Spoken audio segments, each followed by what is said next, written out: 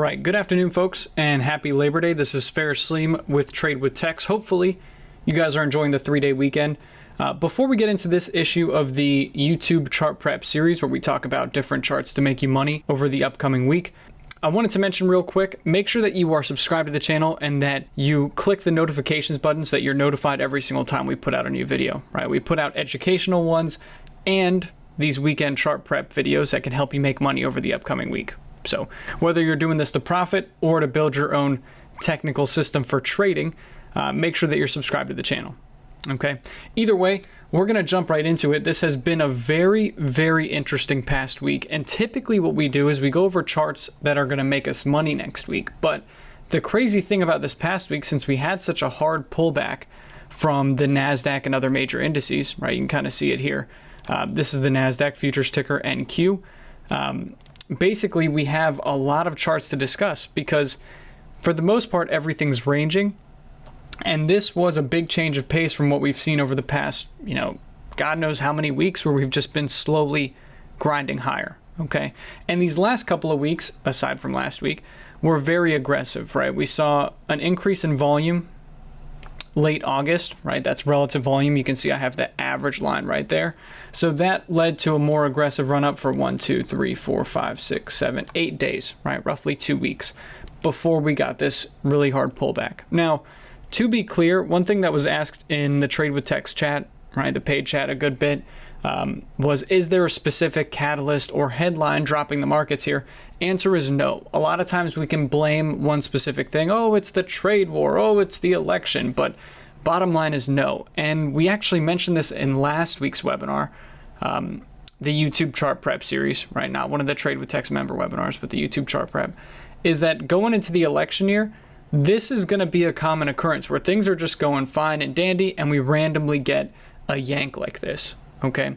Now, to be clear, we're going to start it off with the NASDAQ and then we'll transition to momentum stocks. We're also going to talk about Apple and Tesla a little bit because those are two tickers that really ranged well last week. So if you were day trading or swing trading, there was some money to be made there. Okay.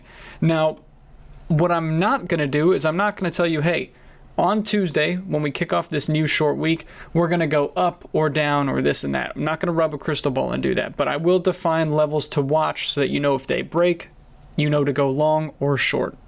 Okay. So interestingly enough, the NASDAQ did crack the 20 SMA on the daily chart, which, as you guys might know, that's a big area with respects to the trend, right? If you look at the last few times, really last like 10 times that the NASDAQ put in a higher swing low, because when we're trending, that higher swing low is going to lead to the move up. Okay.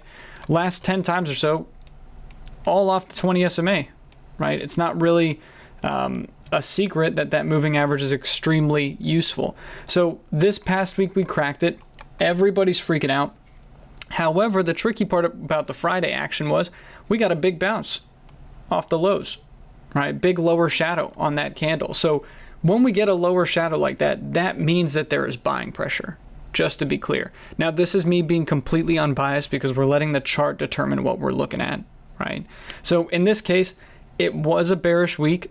There's no getting around that. It was a hard pull, but it is important to note that that lower shadow is significant, right? Because that means that there are still definitely buyers in this market. Now, a couple of key areas to watch, and I want to say something with regards to the big picture real fast. The 50-day SMA lately has actually been a pretty big level because if you look at when the markets pulled back in February, March, that was when volume really started to accelerate during the sell-off. So what we've gotten so far, if you look at this volume pattern here, and again, you can obviously tell because the markets were so volatile last week that we're going to spend more time on the NASDAQ today. But if you look at this first change in volume where it really started ramping up, that was as soon as we cracked the 50 SMA. What's different about this time is that we have this big volume spike. We have a bigger lower shadow and we are not under the 50 SMA. So for me moving forward, what is really going to be a cause for concern is if the NASDAQ were to crack that moving average. That would lead to a much bigger breakdown. Okay, so big picture, if you're wondering where the sell-off would accelerate, it's under the 50-day SMA. And again, this is situational. That is not always the case. But in this case, that's where the bulk of the support is. Because it's not only the 50 SMA, this is a daily fib. This is a big historical key level that knocked the NASDAQ down twice, right? It's actually 3 levels in one zone, but we're going to generalize it and just call it the 50 SMA. Okay, so big picture, that's going to be an important level. Now, with regards to the short-term action, let's take a look at some of these key levels and see what exactly needs to happen for us to go long or short. Okay, I'm going to zoom it into the hourly time frame. We were just looking at the daily, but basically, what we have here is a very big drop-off and some dip buying pressure. All right, the tricky part about last week's candle and Friday's candle is that yes, there were dip buyers, but we closed lower. So when we closed lower, that still means that sellers, bears, right, won the fight. So small victory for bears because they weren't able to keep the NASDAQ down too long. But with regards to support, we have this level that was defended. It's a key hourly fib. So if you just draw your fibs from low to high on the hourly, you'll get a lot of these same key levels that I have. Okay, so this was the support that popped us up. All right, and then with regards to short-term support, right, closer key levels, we have the 61.8% fib, and then this low from a couple weeks back, which you guys probably forgot about. So real quick, one thing that I've mentioned so far, just to kind of recap, we talked about the 50-day SMA, but short-term, we're focusing on fibs and historical levels. Okay, so draw your hourly fibs. All right, draw your hourly fibs, and then annotate that historical level at 11,528.25. So I'm not actually going to write out the hourly fibs. You can see them on the chart just to make sure that you guys are actually drawing them. But basically, with those fib retracements, we have 1 support, 2 historical level, and then I'm not as concerned about this 50% fib. What I'm mainly concerned about in terms of resistance is this. And I'll tell you why. So we have 3 support levels, 2 that are near one another down here, okay? And then we have 2 big support or resistance levels above that make a zone. Now, again, this is historical. This also combines with the hourly fib as well. But with regards to a shorter week, we usually get the action that nobody expects. Right? Everybody's expecting after this week's action a huge up week or a huge down week. More than likely, I hate to be the bearer of bad news, it's going to be an uneventful week. Okay? And if you overtrade, if you think we're going to get a huge breakdown and you keep going short, or you think we're going to get a big bounce back and you keep going long, you're going to get in trouble. Okay? So for now, what I'm actually expecting, here's my big crystal ball guess, is that we're going to bounce between these 2 areas. Okay, and again, these are zones right here. And in terms of another big drop, we would have to crack this fib. Okay, but the way that you would capitalize on this is just trading back and forth off of support and resistance. Okay, so these zones stretch from the 61.8% hourly fib up to 11,528.25, and then the resistance zone is 11,800 up to 11,846.5. I said I wouldn't write out the fibs, but I broke that rule already. Okay, that's the 38.2% fib up there. All right, so the NASDAQ, those are the zones I'm going to be focused on next week. Break of either of those zones will make me go long or short if it's significant. If not, just going to keep going back and forth. Okay, nice and simple. Again, don't try to go against the current. Don't try to do something that is out there and exciting. Just go back and forth between these key levels. And if one of them gets a significant break, then you can put on a bigger position with the trend. Okay? But either way, dip buyers, and we still managed to close lower. Not the best week for the markets. I would tread a little bit lightly here and just try to use those key levels to your advantage. Okay? We cleaned house, for what it's worth, in the Trade with Text chat. Normally, when the markets pull back like this, it really shows which chat rooms, but also experienced traders are disciplined. We value that discipline greatly. That means we miss out on a lot of plays usually, right? But within this past week, with the markets pulling back, we we thrived, right? And a big part of that was just waiting for our key levels. So wait for your key levels to hit. Okay, both with entry and exits. Now, I wanted to talk briefly, very, very briefly about Tesla, and then a little bit more extensively about Apple. Kind of just to put it simply, we called it, right? And again, this is not a video where we go back and we say, oh yeah, that target hit, suck it, everybody who was against that. I don't really care. This is just to help you avoid losing money and help you make money. So Tesla, we had talked about how this run from the split news was getting a little bit overdone, right? Stock almost doubled just from announcing a stock split and that it was going into the S&P 500. Ironically enough, that S&P 500 news fell through, and after the bell on Friday, it actually ended up gapping down a good bit. But the bottom line was we had talked about a very volume concentrated area, 389.61, right? And this is after the split, so it was much higher. 389.61, and that did hit, and it did act as support. So I'm not going to talk about Tesla too much. Just wanted to mention that this is another example of how stocks, when they run up into their splits, are very likely to fade the news afterwards because it's priced in. Okay, so I'm not saying that a bunch of stocks are going to split moving forward, but this is something to remember down the road. All right, and again, for Tesla, if you are watching it, 389.61 is the line. Right, if it wants to keep trying to bounce, because that was a solid daily candle, but it's gapping down. If it wants to keep trying to bounce, it's going to be off that level. Okay, now with Apple, this was our saving grace in the chat room this week for day traders and swing traders, because Apple was actually moving ahead of all the other names, right? In the sense that this thing moved and everything else just played catch up. So yes, it pulled back after the split like we were expecting, but it did end up bouncing first on Friday. And on top of all that, it ended up reclaiming a very big support area. So I'm going to use this as an indication of how the markets are going to move on Tuesday, Wednesday, Thursday, Friday. All right. This is going to be my point of reference, where if Apple is able to defend this big zone, and I'll show you what it is right now, 20 SMA and the 61.8% fib, right? So it's at 120.35. Okay. If it's able to hold that zone, then markets will bounce with it, right? It'll lead the way. Markets will bounce with it. A lot of other tech names have been hot lately, so it's not too surprising. Okay. If it cracks, we're going to take it key level to key level. But again, we have a very similar situation than what we had with the NASDAQ, where we have a little box, right? Make or break of either of those areas gives more opportunity. So if Apple is able to break above 123.83, then it'll keep bouncing back. If it cracks this zone down here, it's going to be a much uglier pullback. Okay, at the very least to the 115s, more than likely to the 106, 109 area. Okay. So again, use this to gauge how the markets are moving. If you're watching, let's say some random large cap or mid cap or even small cap, because small caps are correlating with the markets right now. Whatever ticker you're looking at, pull up Apple and the NASDAQ as well if you got the screen real estate, and they'll give you a very good idea of how things are going to play out.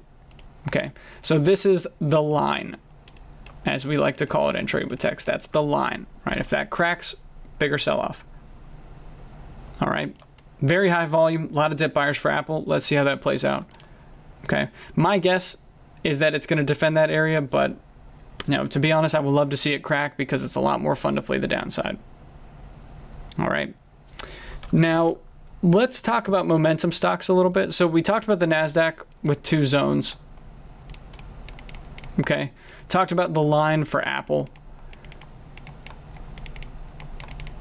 Okay. The momentum stocks I wanted to mention mainly are on watch on the long side, which I don't really like because I scanned a ton over this long weekend, and I really didn't find that many short setups. I don't know if I'm just not looking at the right tickers or what, but normally it's very easy to find short setups after this market pullback. Couldn't find that many. And it's probably because we rallied hard on Friday, to be honest. So these are the tickers that I found that I liked for range trades. Workhorse, okay, OESX, and Spot.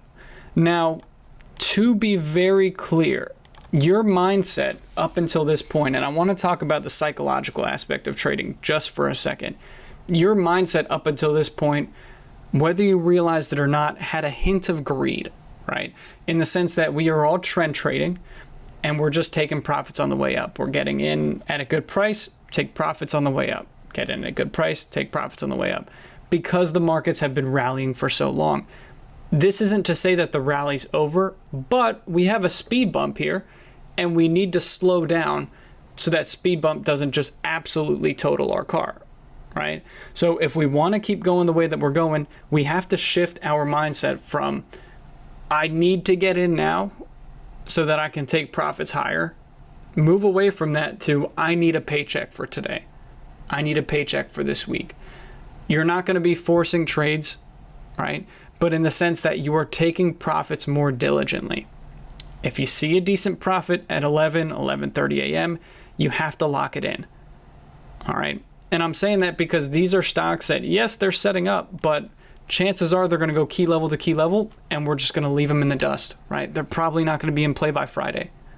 So that being said, let's kick it off with some of these momentum plays. I actually want to start it off with Workhorse here because it had a pretty interesting Friday.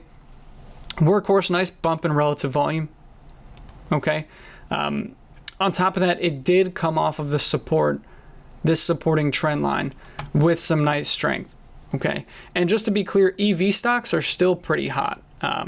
We've seen a lot of SPACs move back up, right? Like Shell, SHLL. But EV stocks are still pretty hot in the sense that when they get analyst coverage or a small headline, they move 10 to 20%. So Workhorse on Friday had some positive analyst coverage, moved up 11%, again, fits the bill, right? And actually has not hit our target overhead. So first key level here was 1926. And this is a very simple rule because it's a 61.8% fib. Those of you who have watched the Trade with Text fib videos, you know that that is always the most important one, right? That's the reversal area. So it reclaimed that. It's trying to reverse to the upside again.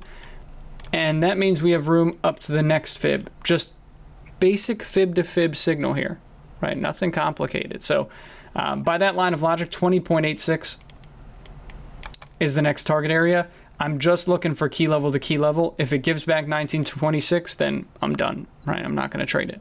Or maybe I'll be in it and I'll get stopped out.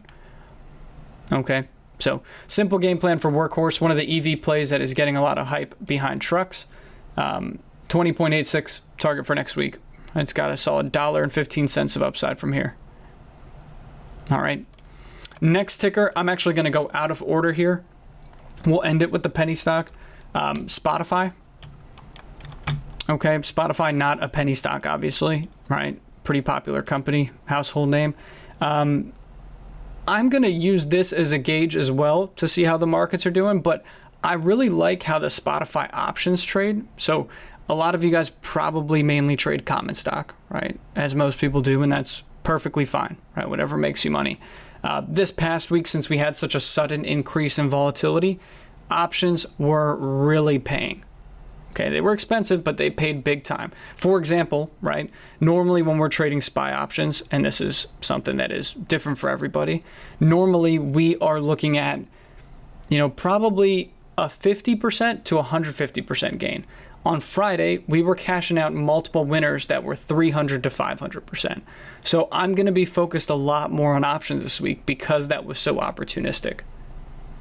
All right, Spotify, love how the options trade. It's very easy to get filled, and more importantly, they move, right? They really start to move. So right now it's hitting a big support area, and I said this would be a good gauge for how to play a large cap with the markets. If the NASDAQ starts breaking down further, growth stocks are going to take a beating, okay? You should know this by now, but the NASDAQ primarily consists of growth stocks, right, and tech stocks. This is in both of those categories. Right. So for Spotify, if it does break down under 243.11, we get a juicy short all the way down to 226.9. That's the next fib. If it defends this historical support, then we get an immediate bounce back up to 254.71 and 265.72. Now, seems like a lot of key levels here, right? It's 4 in total, but basically what you're going to be focused on is this guy, because that's the big support. All right, so Spotify, as long as that holds, we get a bounce back. So far it has held, so I actually don't want to highlight the short side here, right? In terms of just following price, Apple held support, the NASDAQ held support, and Spotify has held support. So by that logic, we're actually looking at these targets, okay? But I want to create the short game plan too, because you have to be open-minded in this kind of market activity. If it cracks, we short it down to the next zone, okay? But for now, it's signaling a bounce to those 2 levels. Watch it. All right, good old Spotify. Now, last ticker is just one that I want to throw in for my penny traders. We did actually trade pennies a good bit, but mainly within the first hour last week. So they weren't all that crazy, but for the most part, they did pay the bills. And this is one of the ones that is trending. So this is also for swing traders. Basically, it is breaking through that high. And now it's signaling a move up to 736. Okay, that's the next fib. And it actually has not hit it. On top of that, it did hold the back test of 640. Right? That's the previous high. So this is not only the previous high, it overlaps with the moving average support that bounced it up the last time for this rip, right? Bounced it there, okay? So that is obviously a big area, and it has defended that 2 days in a row with the market weakness. So for OESX, I'm going to be looking for a push up to 736 for this week. All right. Assuming it doesn't give back 640. By the way, that's really good risk to reward, right? That's about 20, 30 cents of risk and, 70, 80 cents of reward. So that's right in that sweet spot of for every dollar you're risking, you're making 2. Okay? So simple game plan, just like Workhorse. It's got a nice setup here. Just needs to hold that area. If so, 736. Okay? And for what it's worth, this is a Bowser Report stock. I'm the editor of the Bowser Report. I put out content on a regular basis for them. But basically what we do there is it's a long-term investment newsletter. So we pick really solid, smaller companies to recommend. This is one of them that we picked way back when. I think like in the 2s or 3s, maybe even the 1s. And even though it has ran up a lot, it's a really good company. So when I trade it, I don't really have the looming, I got to get out soon, I got to take profit soon. It's one of those that you can really let ride because, again, fundamentals are solid. Okay, so OESX, good company for what it's worth, but 736 is what we're looking at based off the chart. All right. And just to be clear, kind of to recap this, NASDAQ, Apple, willing to trade in both directions. Okay. Spotify would prefer the long, but willing to trade in both directions. Workhorse and OESX, I only want to play in the long side. I don't want to short these stocks, okay? Even if we do get a short setup, there's not enough downside on either of them to really justify taking a short position. So these you can trade on both sides. These you cannot, okay? Should not. You can do whatever you want, but you should not. All right? So that pretty much sums it up. Hopefully you guys are having a relaxing Labor Day weekend. I personally don't like 3-day weekends because that's 1 day less for us to bank. I want to open these markets already, but hopefully you guys are enjoying some time with your family and staying safe out there. If you enjoyed the video, again, make sure to like and subscribe, and you can turn on the notifications so that way I post one, you don't have to go digging for it, right? But hopefully this will prepare you for the upcoming week, and most importantly, guys, let's make money together. All right, have a good weekend and good luck on Tuesday. Take it easy, folks.